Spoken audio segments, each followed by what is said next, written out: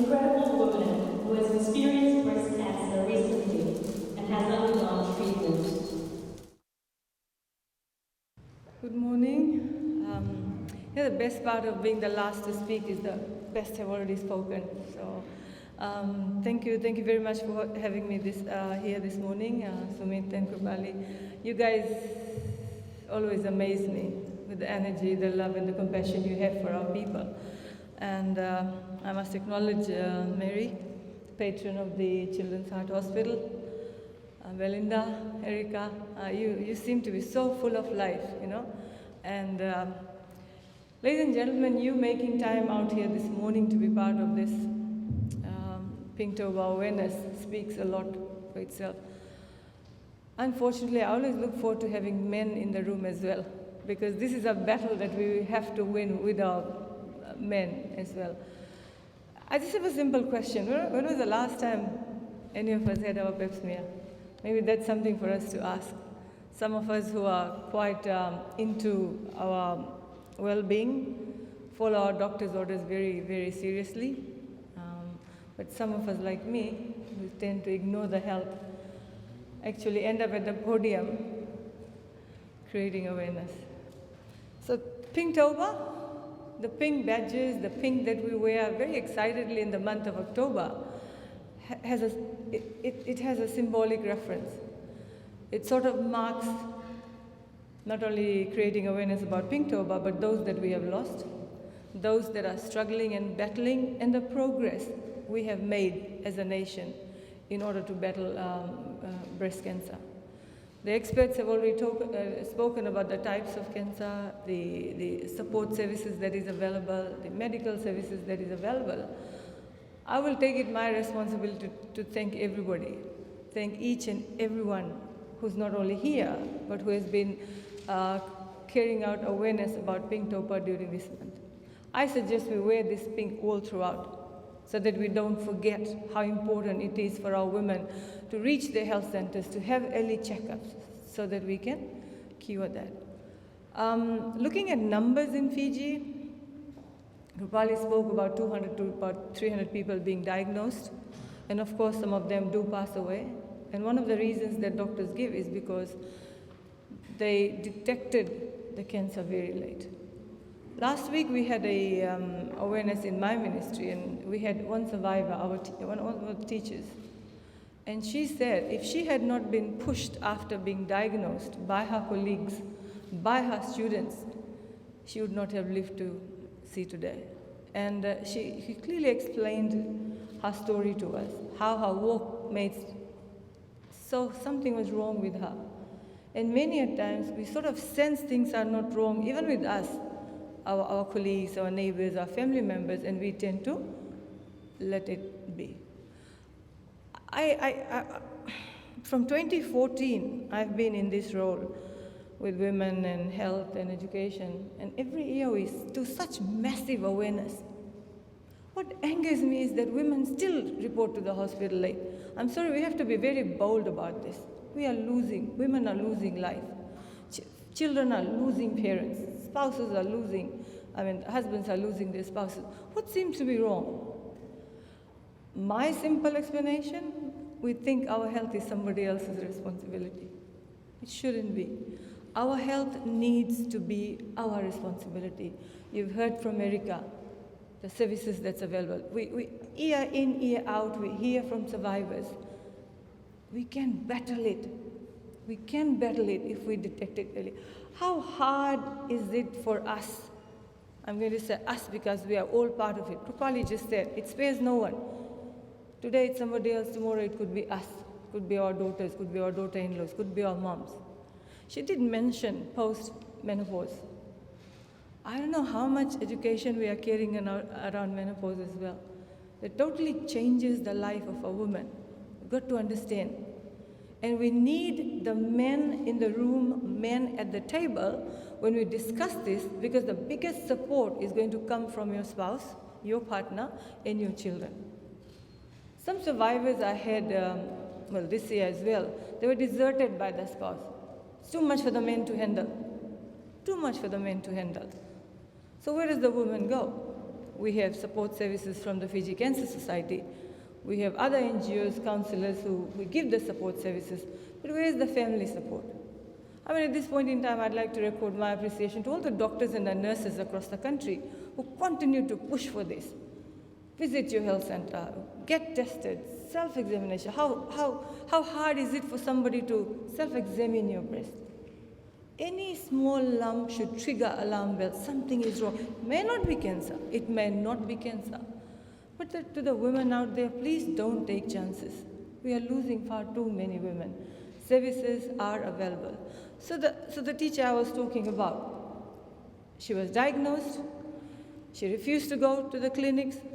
One day she met her doctor in one of the, I think at the Coke Games, and the doctor said, hey, you haven't been coming to the clinic. And then one of the other teachers who was next to her heard it. And she said, Angela, her name is Angela. She said, you're missing your clinic, so she hid away. So the staff spoke to her students, and the students managed to push her to the hospital. And today she is a survivor. So she said if she had not considered medical help, where would she be now? Her children would probably be motherless.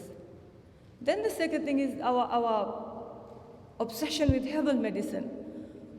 Herbal medicine. I've had women tell me they heat the leaves of some vegetables and stuff, they put it up here, they go for massage therapy. You may believe in that, but your doctor will certainly tell you it may not work or it will not work. So too much reliance on herbal medicine, I mean, we suggest you seek your doctor's advice. There's a lot of things that have been said here about services and the need for us to progress with other services. And I think in time to come, if we are able to get our women to test early, we may be able to save all our women who are diagnosed with cancer. You probably haven't seen the state that some women are during the last stages because they have neglected their health, because they simply ignored the fact that they have breast cancer. It's horrifying. It's horrifying. Maybe one day we should in another event like that, actually show what's the end stage of it. When cancer cells spread, I have seen breasts that are rotten. I have seen nipples that are, what should I say? And it's sad actually. Sad that a woman suffered with that inside her own home. Rotten meat, rotten flesh, nipple gone, the whole breast gone. Can you imagine how painful that is? And it could be one of us if we don't go and have early checks. If you are able to detect it early, believe me, there's help available, there's health services available, and we all can have a treatment to that. But unfortunately, I'll go back to my first question. What is it? What is it that does not take us to our doctors, it does not take us to our health centers, does not take us to our hospitals? In Fiji, everywhere you go, there's a health center. There's community nurses there. All you've got to do is to ask, okay? And even in your own organization, ladies, it's very important that you care about what the other one is going. Just a simple talk during tea time. Just a simple talk during when you are walking. Health and exercise was also mentioned. Tobacco, alcohol, poor eating habits, no exercise, lack of sleep, probably a diet that goes wrong is a cause for all the diseases that we have. And these are all curable if we are taking good care of our health. I mean, I said the biggest victim of a woman who passes away because of cancer is her children. Huh? Is her children. We've had stories, Belinda, over the years. We've had stories where men just go away. The woman has to fight alone. And that's where organizations like the Fiji Cancer Society comes in to provide transport, medicine, a little bit of comfort that they need. And I think comfort is one thing that women need. Whether they are sick or not sick, comfort is what we need. Somehow we've taken it on our shoulders. We are going to make everything right in our homes. But when we are sick, is your family there by you? Some of you would be very lucky. You have your children to look after, you have finances for everything. I mean, but some may not be lucky.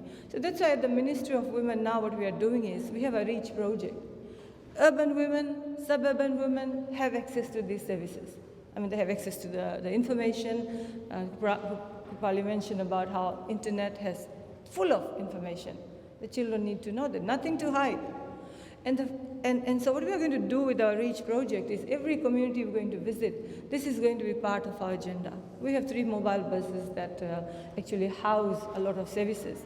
So we take it, we park it in our community, and then we have counseling services, we have welfare services, we have legal aid, the whole range of services that we provide in that bus. So that's going to be our agenda. We're not going to stop only till, only for this month. But then again, men will feel always threatened, but next month is coming for men as well. So any event that deals with families, that deals with women, I think we need to have men in the room so that they also understand. Maybe many men don't understand what's happening, what the woman goes through.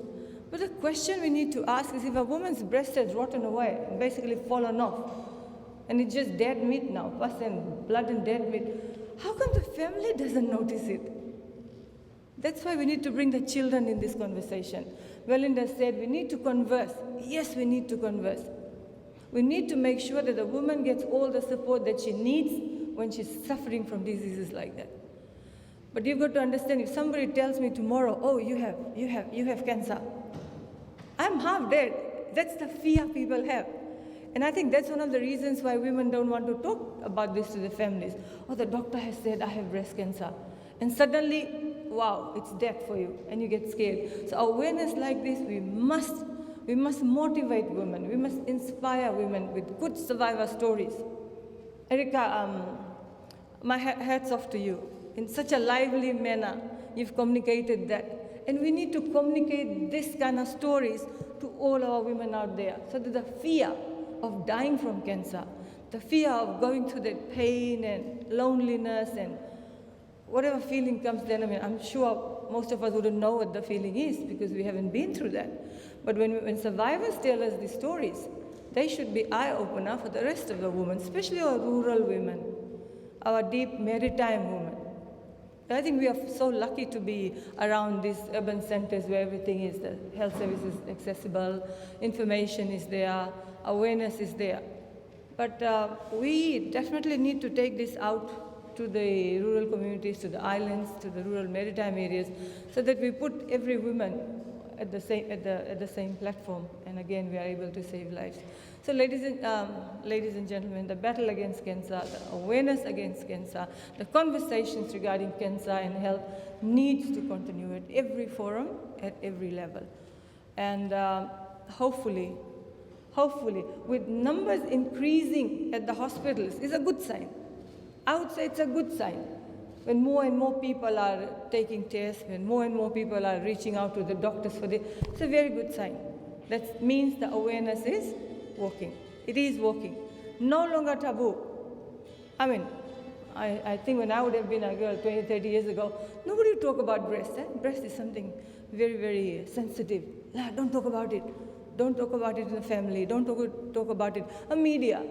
I must say, this whole month you've been very generous in the awareness activities, and please do take this to household levels, whether you are print or audio or TV. You have a very important role when it comes to awareness. Okay, so, and Belinda, you and your team, thank you very much for the compassion that you show to our women. Thank you for that. And survivors like you, Erica, the courage that you have to share these personal stories so that we can save other women is commendable. And Krupali, you and Sumita, you're a trailblazer couple. Continue to do what you do. And the rest of the ladies, let's keep the conversation going. And thank you very much for being here.